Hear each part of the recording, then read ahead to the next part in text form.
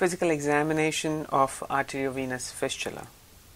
As we all know, arteriovenous fistula is the preferred axis and also remains the Achilles heel for dialysis patients.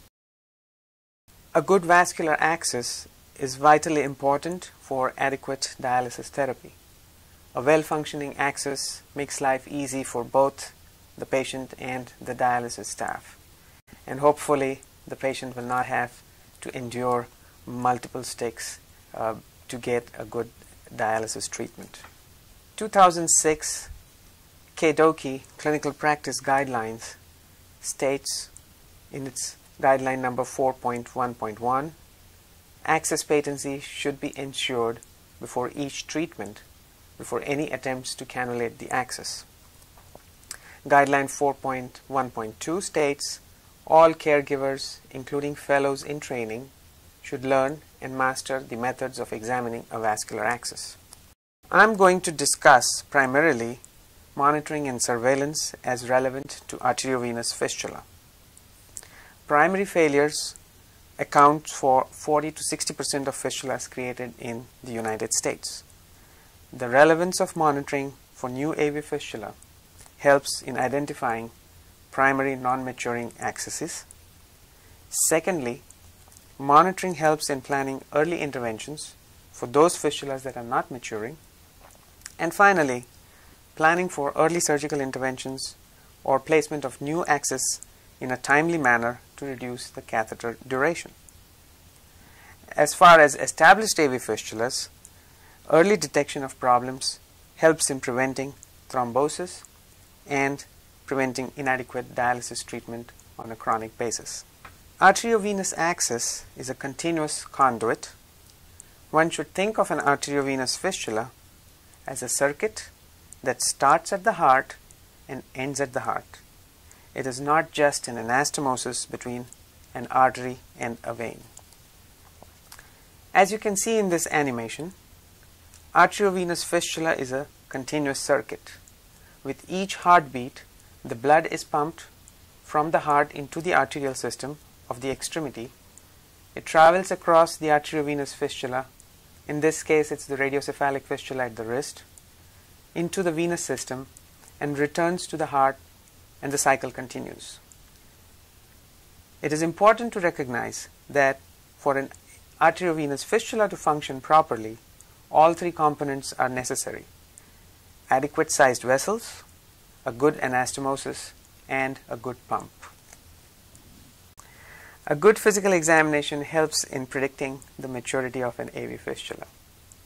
A fistula that is at least 0.4 centimeters or greater and has a blood flow of 500 ml per minute or greater is likely to provide adequate dialysis almost 90% of the times. As you can see in this study, fistulas with diameter of 0.4 centimeter or greater provided adequate dialysis in 89% of the cases.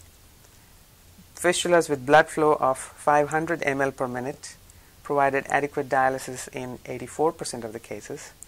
And combining these two variables, 95% of the patients received adequate dialysis, as compared to 33% who did not meet these criteria. Experienced dialysis nurse has an 80% accuracy rate in predicting the maturity of an AV fistula, as was shown in this study. So a physical examination, a good physical examination, can certainly help in identifying fistulas that are adequate for providing dialysis therapy.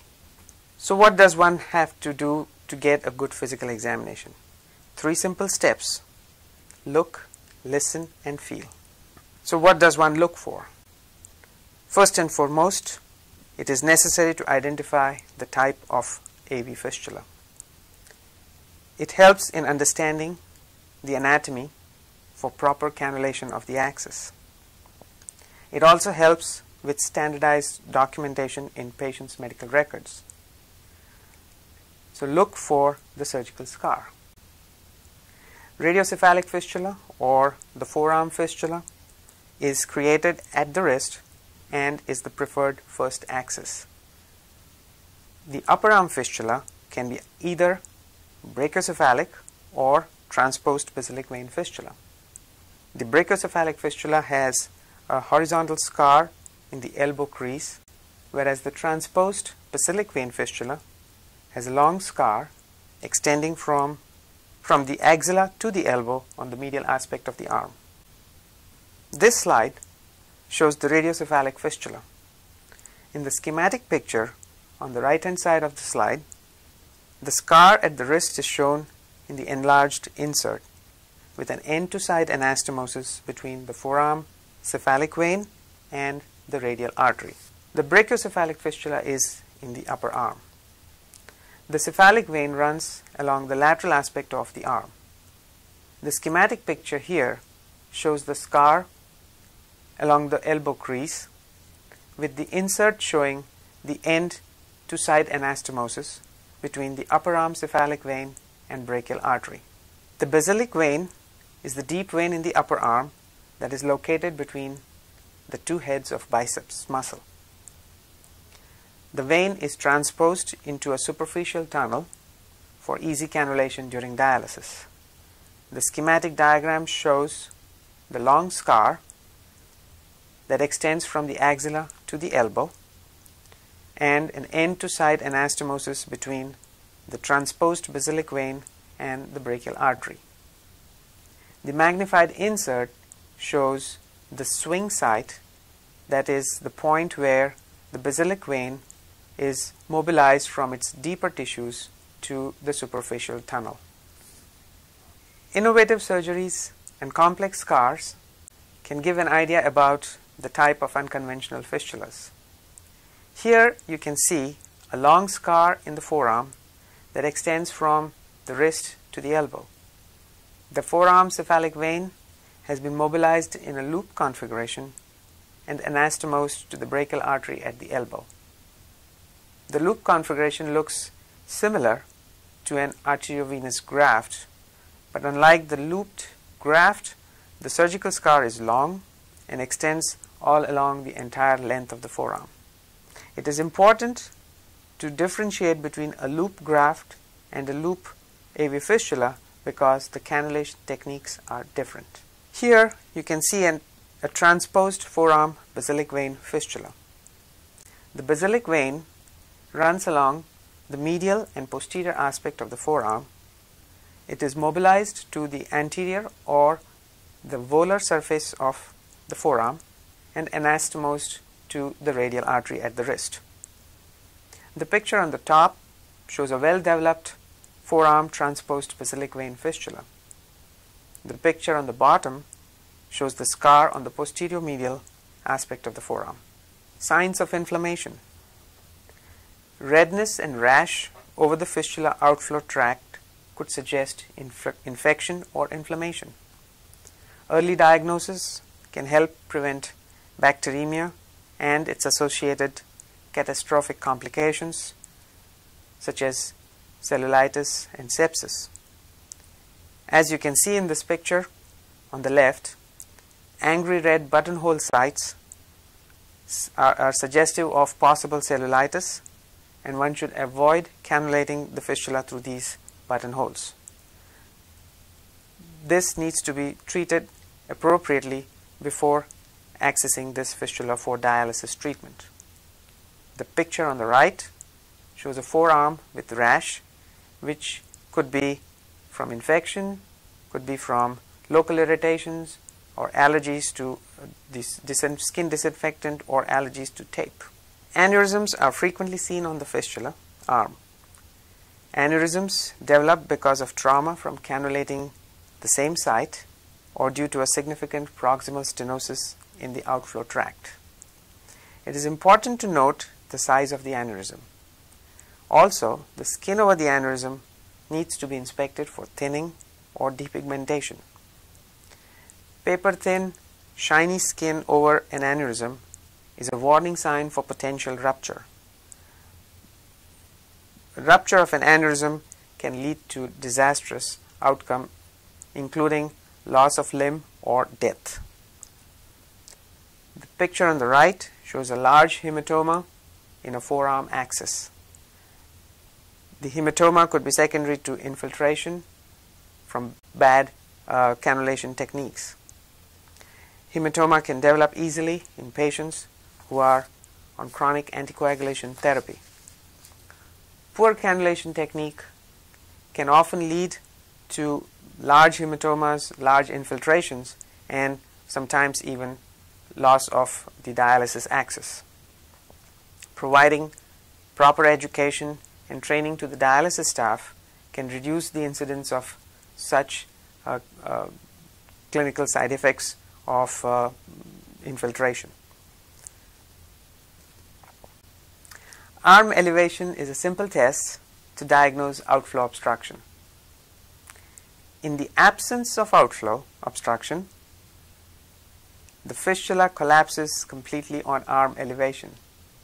So a normal outflow, the fistula should collapse with arm elevation. In the presence of obstruction, the portion of fistula distal to the obstruction remains distended, while the portion proximal to the obstruction or stenosis collapses completely on arm elevation. In this video clip, the arm with a radiocephalic fistula is seen in the horizontal position.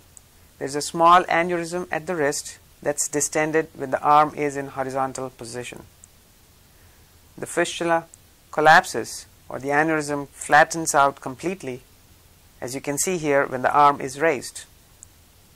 And again, when the arm is lowered and made horizontal, the aneurysm fills up, the fistula fills up, and it appears distended. Thus, in the absence of outflow obstruction, as you can see clearly, the distended fistula collapses completely. It's a very simple test. It does not take more than a few seconds. Inspection for central vein stenosis.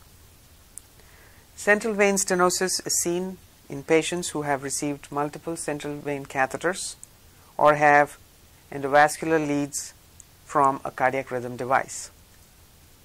Central vein stenosis leads to swelling of the entire extremity, as seen in the picture on the left. It also leads to development of collateral veins along the pectoral and shoulder regions, as seen in the picture on the right. The picture on the left shows the swollen right upper extremity when compared to the left. The picture on the right shows again the collateral veins that have appeared in the axillary and pectoral regions in a patient with a transposed basilic vein fistula. Steele syndrome may lead to peripheral cyanosis. The hand and fingers get cold and blue, as seen here in the picture on the left.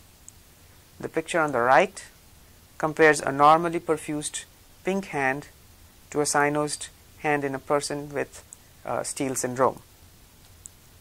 Steele syndrome is common with upper arm fistulas compared to forearm fistulas, and is frequently seen in elderly patients, patients with peripheral arterial disease, which may be related to smoking or diabetes.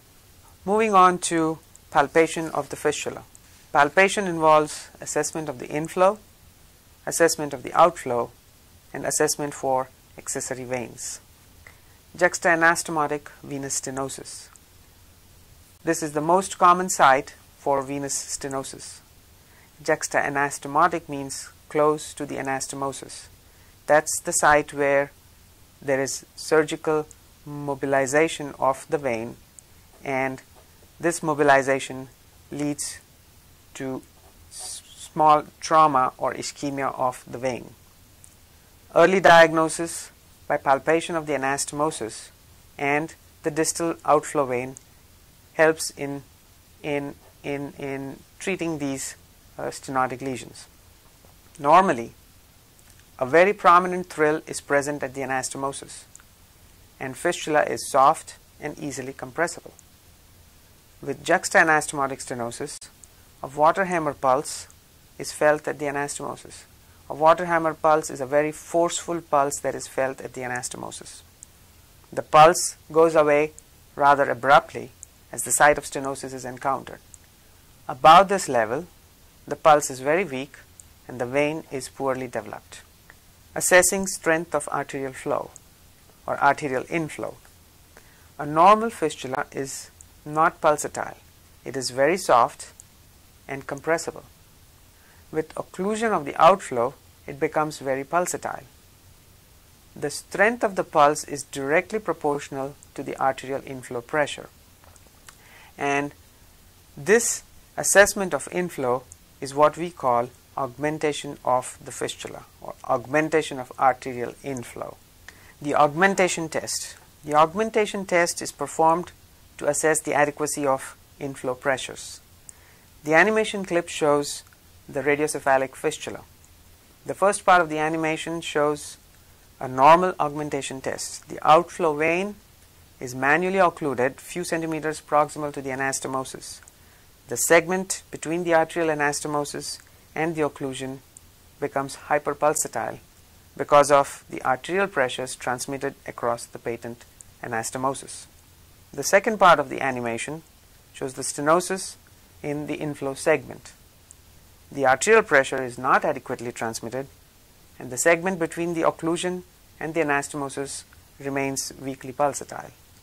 Again, the panel on the left shows hyperpulsatile segment with manual occlusion of the outflow, suggestive of a widely patent inflow segment.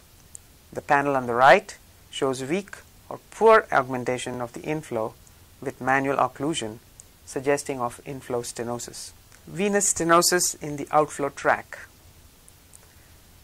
Outflow venous stenosis leads to forcibly pulsatile and firm segment distal to the stenosis. The distal segment enlarges rapidly, often taking an aneurysmal or near aneurysmal proportions. There is absence of thrill distal to the outflow stenosis. All this will be seen over the next two slides to make these points clear.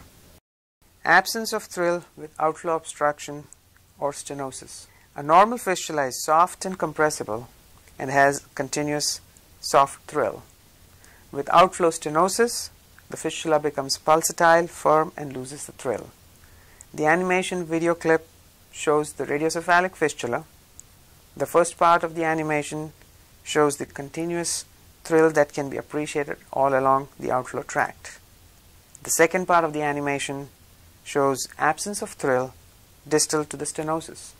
This distal segment becomes firm, does not collapse with arm elevation, and as you can see, there is no thrill. Again, the panel on the left shows normal continuous thrill along the entire outflow tract. The panel on the right shows absence of thrill in the segment distal to the stenosis. The pulse proximal to the stenosis becomes weak. Hyperpulsatile fistula with outflow stenosis. A normal fistula is soft and compressible and has a soft continuous thrill. With outflow stenosis, the fistula becomes hyperpulsatile and firm.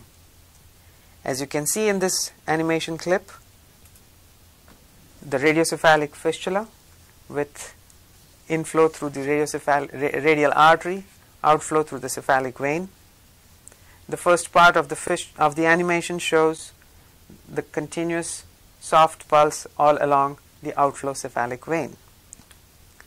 The second part of the animation will show stenosis in the outflow tract, and distal to the stenosis, the segment of the fistula becomes hyperpulsatile.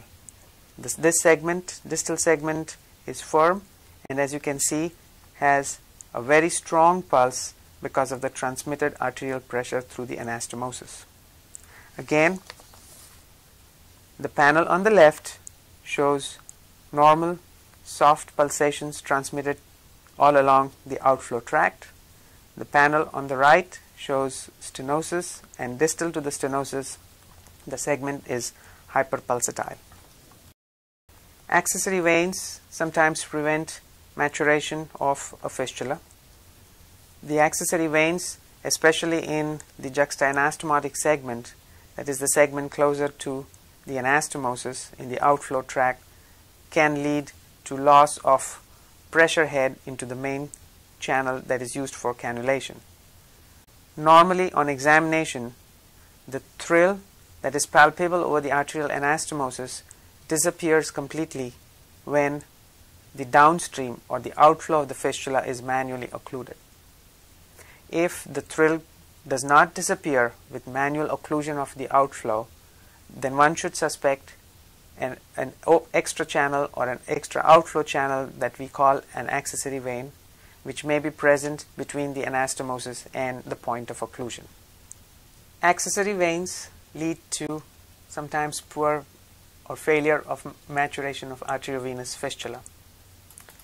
As you can see in this animation clip, the radiocephalic fistula, we zoom into the radiocephalic anastomosis, and in a normal radiocephalic fistula with occlusion of the outflow and a normal inflow, the segment between the anastomosis and the occlusion, there is absolutely no thrill that can be appreciated. The thrill disappears completely with occlusion of the outflow. In the presence of an accessory vein, despite occlusion, the thrill persists, especially if the accessory vein is large. As you can see here, the segment between the occlusion and the anastomosis, there is persistent thrill. Again, in the left-hand side panel, with a normal fistula, occlusion leads to absence of thrill. In the right-hand panel, in the presence of accessory vein, despite occlusion, the thrill persists. Sleeves up for arteriovenous graft. This is a very important test for every patient who has an arteriovenous graft. Grafts do not tend to stay open forever, and especially in patients who have good upper arm vessels, it's necessary to check for the presence of dilated veins in the upper arm that can be used subsequently for an arteriovenous fistula creation. So it's vitally important that every patient who has a forearm AV graft should have a routine sleeves up examination of the upper arm. As you can see in this patient, the upper arm cephalic vein has nicely developed. So in future, when the AV graft fails, the upper arm cephalic vein can be utilized for conversion to an arteriovenous fistula. So we move on to auscultation, or the listen part of physical examination. You need to listen to the entire axis arm, so not just at the anastomosis or not just at the cannulation site. One should auscultate from the anastomosis all the way to the chest. There might be stenosis or abnormal findings all along the outflow tract. This is how a normal bruit, which is soft, continuous, both during the systolic and diastolic phase of the cardiac cycle, is heard over the anastomosis as well as along the outflow tract, mainly over the cannulation segments.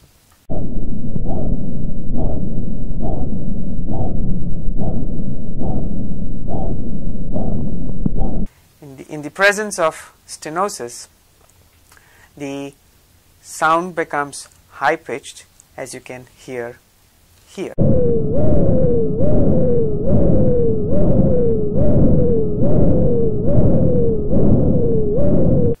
More mistakes are made from want of proper examination than for any other reasons.